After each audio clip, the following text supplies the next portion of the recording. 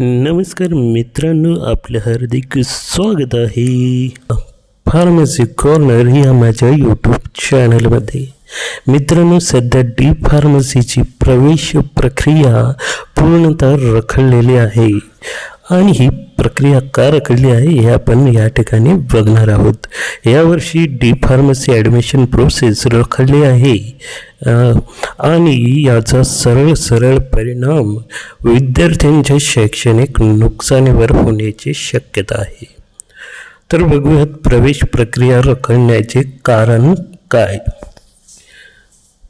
PCI अर्थात pharmacy council of India मार्फत महाविद्यालयांचे इन्स्पेक्शन करण्यात येणार आहे व अद्याप हे इन्स्पेक्शन पूर्ण झालेले नाही. हे इन्स्पेक्शन करण्यात पूर्ण महिना जाणार असून याच कारणामुळे डी फार्मसीची प्रवेश प्रक्रिया लांबणीवर पडली आहे. तर मित्रांनो, PCI हे कॉलेजांचे इन्स्पेक्शन करणार आहे आणि त्याच कारणामुळे ही प्रवेश प्रक्रिया ॲडमिशन प्रोसेस लांबली आहे. तर का करते इन्स्पेक्शन महाविद्यालयांचे PCI?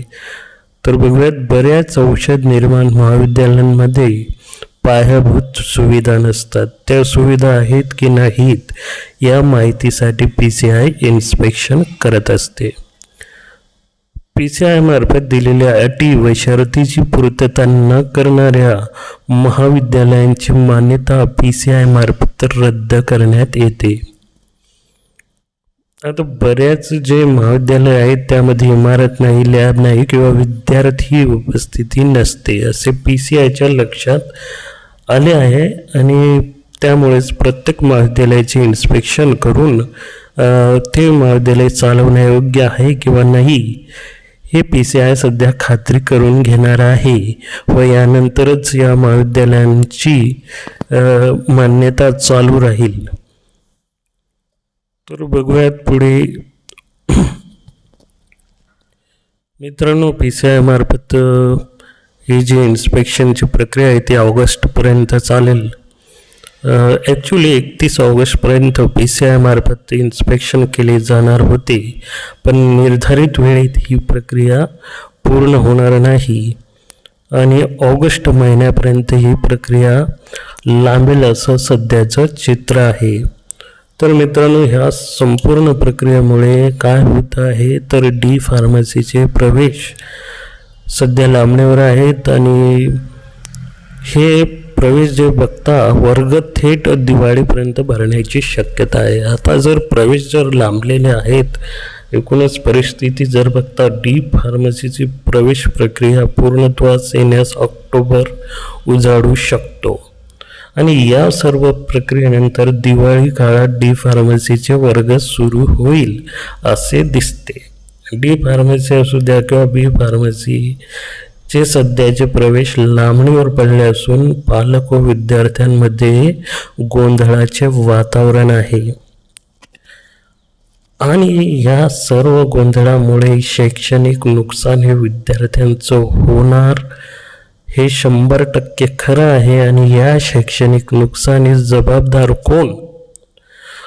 प्रवेश प्रक्रिया पूर्ण होण्यास किमान 3 महिने विलंब होणार असून याद्वारे विद्यार्थ्यांचे शैक्षणिक नुकसान होणार आहे. मग या सर्व परिस्थितीस कोण जबाबदार आहे असा प्रश्न आता सर्वांना पडलेला आहे. विद्यार्थी आणि पालक सध्या अतिशय गोंधळात आहेत, कारण की त्यांना माहीत नाही ॲक्च्युली का आणि कशासाठी डी फार्मसीचे प्रवेश हे सध्या लांबणीवर पडलेले आहेत. तर याचं मुख्य कारण म्हणजे हे PCI मार्फत महाविद्यालयांचं करण्यात येणारं इन्स्पेक्शन हे महत्त्वाचं कारण आहे आणि जोपर्यंत प्रत्येक महाविद्यालयाचं इन्स्पेक्शन या ठिकाणी PCI मार्फत करण्यात येत नाही तोपर्यंत हे ॲडमिशन प्रोसेस सुरू होणार नाही. ही सध्या काळ्या दगडावरची रेष दिसून येत आहे. तर मित्रांनो, तुम्हाला अजूनपर्यंत 2 महिने तरी ही प्रवेश प्रक्रिया चालेल आणि दिवाळीत तुम्हाला प्रत्यक्ष वर्गात जायला भेटेल. आणि यामध्ये शैक्षणिक नुकसानही होईल, तुमचा अभ्यासक्रमसुद्धा लांबेल, तुम्हाला कळणार नाही. आणि त्याचसोबत एखाद्या विद्यार्थ्याचा जर नंबर लागला नाही तर त्याला ऑक्टोबरनंतर दिवाळीपर्यंत कुठल्या कॉलेजमध्ये ॲडमिशन भेटेल हे त्यालासुद्धा माहीत नाही. त्यामुळे त्याचं भविष्य सध्या अंधकारमय आहे असं तरी दिसतं. तरी